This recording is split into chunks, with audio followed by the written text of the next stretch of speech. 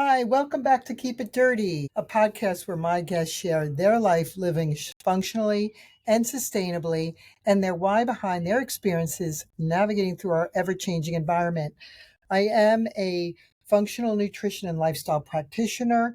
I have been living and just trying to navigate through our ever changing environment, but also practicing and preaching, really trying to eat healthy, trying to live a cleaner lifestyle, implementing that over the years, over the last 20 years for my family, and sharing some of my expertise of my knowledge and background of the years that I have been trying to live healthy, exercise, and create a balance in my life, in my personal, professional life. So, how are you guys doing? I'd love to get some feedback to see what you guys are interested in hearing more about. Just a little recap. I went to visit my oldest son in Florida. And of course, as you could hear, I have a very raspy voice. As you could see, for anybody that is watching this on YouTube, everything is blooming. It's beautiful here in Pennsylvania, but it's just really, we're just being radiated with pollen. So I just wanted to show you some of the go-to things that I use during pollen season. I do try to use honey, raw honey that is local to my area to build up my tolerance. So my allergies aren't that bad. The only reason why they're bad is because it's like a petri dish. When you're on a flight, everyone's coughing all over each other. And I didn't have all my go-to products to keep me at bay so I don't get sick. So I did get sick, and then I come back and pollen is really bad here in Pennsylvania on the East Coast. So also, I always recommend before I review some of these products I use to always seek a doctor's advice, seek professional help for any questions you have on your health before you start taking any herbal remedies or products, because they're just as potent and as strong as some of the things that are you can get through the doctors. So just because it's all natural doesn't mean that you might not have a reaction to it. So the first one that I started using, which really has helped me so I don't have to go on antibiotics, is oregano. It's oil of wild oregano, and it's really great for immune support. Say if you're compromised, if you feel like you're getting sick. And here's Finn again. He highly, two thumbs up, two paws up, right, Finn? He recommends going natural. Right, Finn? Woof, woof. Finnegan sitting here for anyone that's not on YouTube. He just jumped up. I'm sitting outside, as you could probably hear the birds in the background. So this is from Herb and Spice.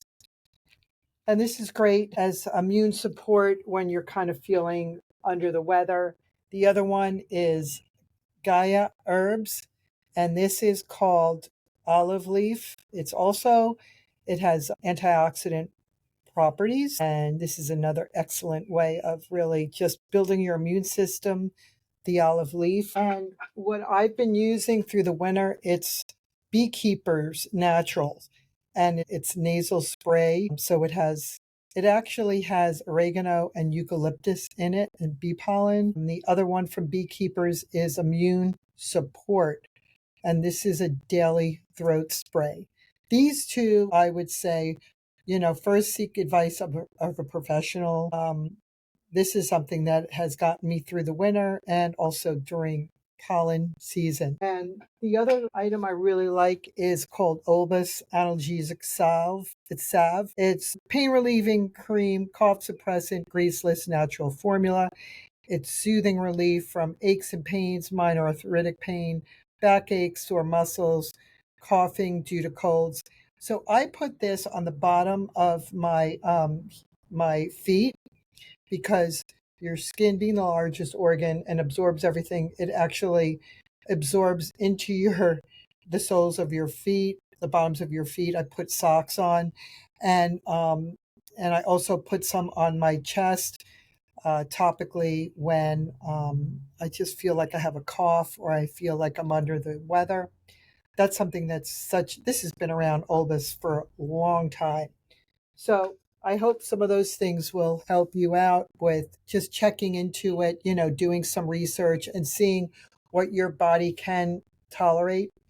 and see how you could get through the winter and also during the spring like now. And also I'm posting a couple of photos of me starting. As you could see, I have my riding boots on and my riding shirt and my breeches.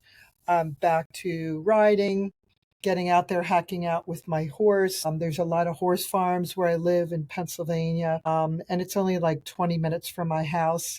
So it's food for the soul. Find something that gives you some downtime, even if it's a walk in the park or just getting out with Mother Nature. That's my downtime and my time to bond with my horse. I love grooming her, tacking up. It's just downtime to just be in the moment, in that present moment, and not thinking about anything else. And also, as you can see, Finnegan is sitting right next to me. He's my beautiful Vizsla. He We both go for a run every day. So people say, what is your daily regime? How do you stay fit? So yeah, I do have a sweet tooth, but I guess the more you know, the more knowledge you know about processed and packaged foods and the way that your body goes on overdrive to digest it, it ages you quicker. Um, and it's like giving, it's your body's not used to digesting things that are foreign, that are not real food. So just be mindful of that going forward.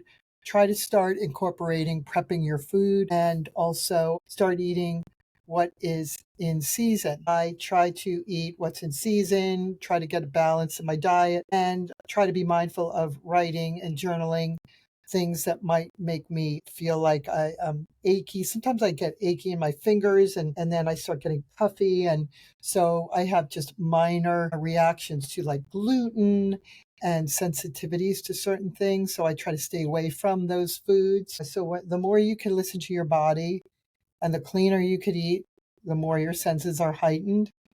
And that's the beauty of our body. It is such an amazing vessel with so many bells and whistles and parts to it. But once you start tapping into feeling better, resetting your circadian rhythm, getting the sleep that you need every night, and that might change. In the winter, I find that I need a little more sleep. In the spring and summer, I don't need as much sleep and I'm more active. So, yes, my regime is 3 days a week. I go to the gym. I try to work out with weights. And as we age, unfortunately, our muscle mass starts to decrease, and we need to start incorporating weights into our workout. And that's why you see elderly people that fall, they stumble. Once we start decreasing our muscle mass and not as mobile and not working out with weights, we're not as limber and we're not as balanced, and you don't want to end up having issues as you get older. So just try to self-preserve yourself and be mindful and just eat what you know is healthy for you and start testing out different recipes. You could Google anything today.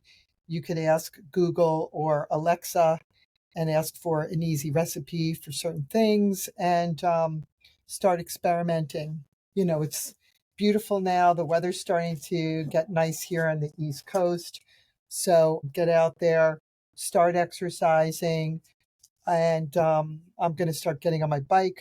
We have a lot of trails where we live, and also just be mindful about a lot of the pollen. And what I do is I shower before I hit the hay because you don't want pollen in your hair, which will then get on your pillow, you will then start inhaling all that pollen. So I'm really particular about that. So with that, I hope you guys have a wonderful rest of your week. I do have, like I said, guests lined up coming up in the summer. And I'm going to be doing more like 10-minute quick tips, tools to get through certain times of the month and season to get you on track and get you into a cleaner lifestyle.